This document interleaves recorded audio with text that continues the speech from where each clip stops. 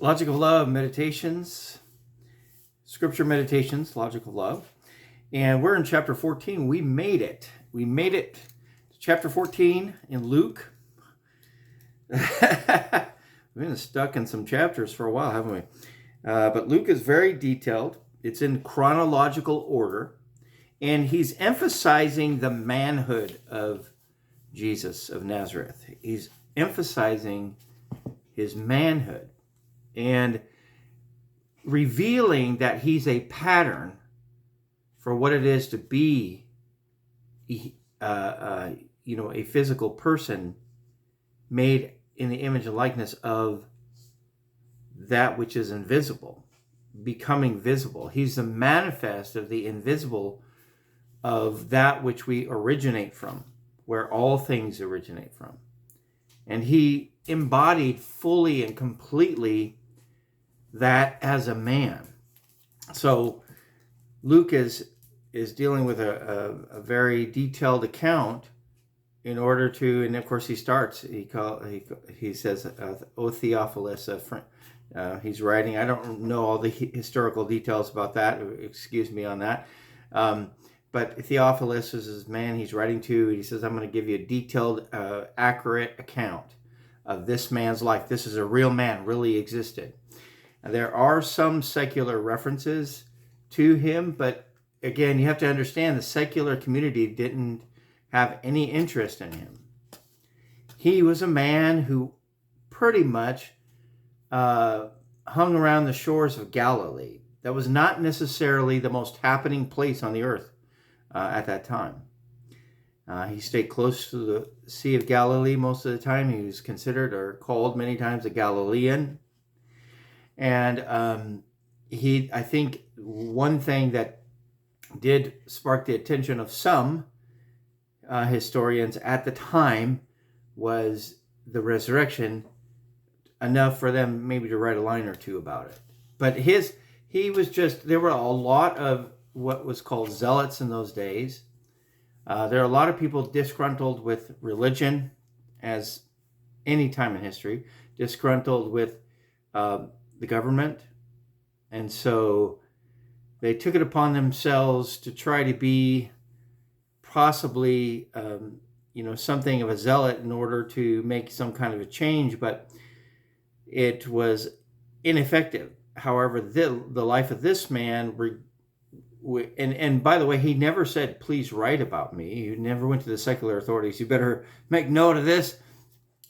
He was literally a mustard seed of faith that was planted as a seed to bring forth a harvest. And he trusted in that himself as a seed and trusted in the harvest that would come from his life without the help of historians. But Luke wanted to reveal to us that this was an actual man in history and gave a very detailed account. So let's try to read chapter 14. I guess part of the problem getting through these chapters is I yap. So again, the reason why we're doing this, we're not trying to start a cult. We're not trying to start a new religion. I was born on Thursday in church on Sunday, so to speak. And then due to my father going into a different direction, my father stopped being a Christian many years ago. Hasn't identified as a Christian for years and years and years, but the whole family stopped going to church. We started we got involved in a group that still exists today called the Emissaries of Divine Light. And then I had a epiphany, for lack of a better term right now, about the cross. And I started going to church based on that epiphany at age 11. So we had stopped going to church, and then I went to church. On my own, just made a decision at 11 years old, I'm going to church. Because I had such a strong revelation about the cross, which is a story in itself. And then after 30 plus years, I went to Bible college and I did all of that. But I began to see in the scriptures that much of religion, I'm trying to button this button, don't get distracted by the buttoning of the button. But I got realized that much of religion really based a lot of things on intellectual teachings that have been passed down that had no basis in the reality of the true meditation in the scriptures, or I don't know if this is true or untrue meditation in the scriptures, but in the scriptures I started to see revealed to me that churchianity is what I tend to call it, is an aberration, and it's really Mystery Babylon is what it really is that we see in the book of Revelation. So there's much about that. When we read Revelation, we'll probably talk more about those things. And so here we are. I might start a school called the Spirit of Prophecy, because the testimony of Christ is a spirit of prophecy. So I might start a Spirit of Prophecy school from this. I've also considered maybe doing, seeing if I can get hooked up with AI to help me write a book from these videos, so that, these would be my words, but somehow maybe get AI help to turn my words into a book. We'll see. I'm not sure if that's even possible, but I just thought along those lines. So stay tuned. There's more happening here. This is some of the hottest stuff you'll ever hear in terms of the scriptures in this day and age. You can go there's a church on every corner, and they'll just pretty much spin around the same kind of loop of doctrinal teachings that there's no doubt there's sincerity in it, and sometimes there's some truth that pops up in there, There's a lot of truth that I experienced when I was a Christian in those decades, but this is something where there's a certain level of sanctity and revelation in this that can only be heard with a spiritual ear and seen with a spiritual eye. There's just no other way around it. We can't intellectually absorb these things. Luke chapter 14, we're actually reading the Old Testament recommended reading. If you've been seeing the recommended reading in Job, we were actually, the last few vlogs has been Job 41 and 42. Those are the last chapters in Job. And so now we're in Joel 1, 2, and 3. So the recommended reading in the Old Testament is Joel 1, 2, and 3.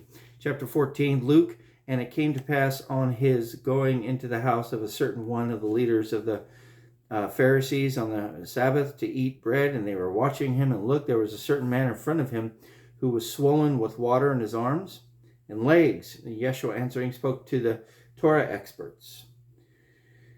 The Pharisees saying, is it permitted to heal on the Sabbath or not? But they were silent, and having taken hold of him, he healed him and let him go.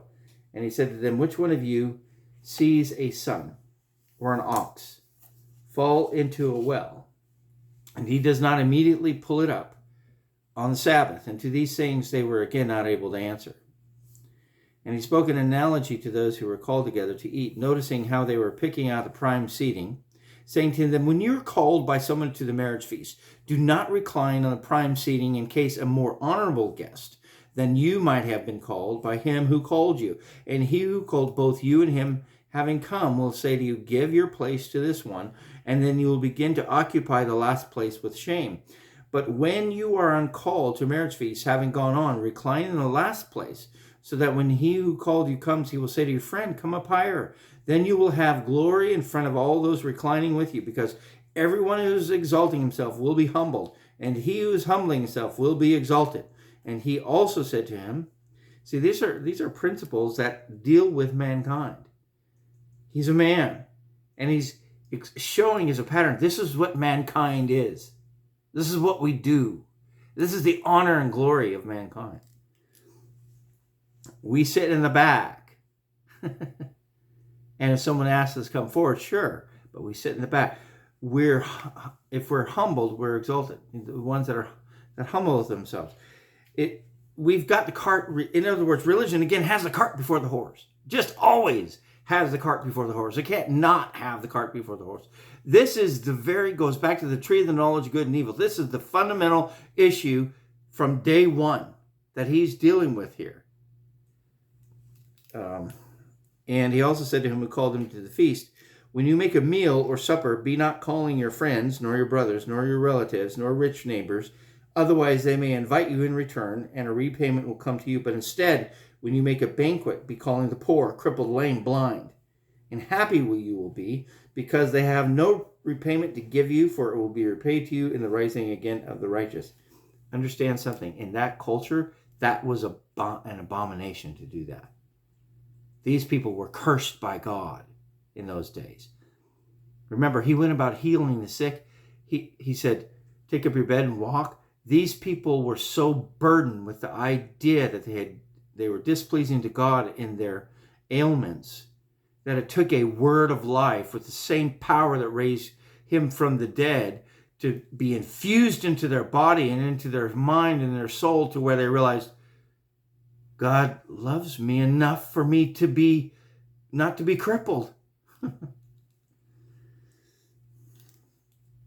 And one of those reclining with him, having heard these things, said to him, happy is he who will eat bread in the reign of God. And he said to him, a certain man was making a huge meal, and he called many.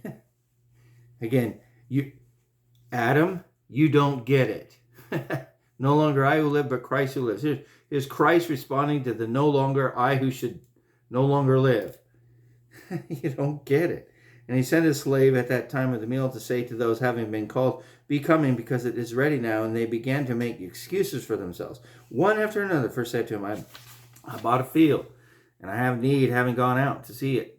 I ask of you, have me excused. And another said, I bought 5 yoke of oxen, and I need to go to examine them. I asked of you, have me excused. And another said, I married a wife, and because of this I'm not able to come. And the slave, having come back, told all these things to his master. Then the householder, having been angry, said to his slave, go out quickly to the streets, the lanes of the city, bring in here the poor, the crippled, the blind, and the lame. And the slave said, sir, what you commanded has been done, and there is still room. And the master said to the slave, then go out to the roads and fences, and make anyone you find come in, so that my house may be filled. For I say to you that none of those men who have been called will taste of my meal. I'm going to not finish, obviously. This is the situation with religion. This is the continued situation with religion. I'm not going to go into it, but I heard about it, or actually saw a near-death experience. Oh boy, we're really over time. Well, I'm going to go. But I saw a near-death experience YouTube one time, and someone died in a religious state of mind and had some very dark experiences until they were able to come out of that in that near-death experience. Religion is the one that weeps and gnashes teeth. Religion is hell. That's what hell is. It's not some eternal place we go to. It's religion. Well, bye.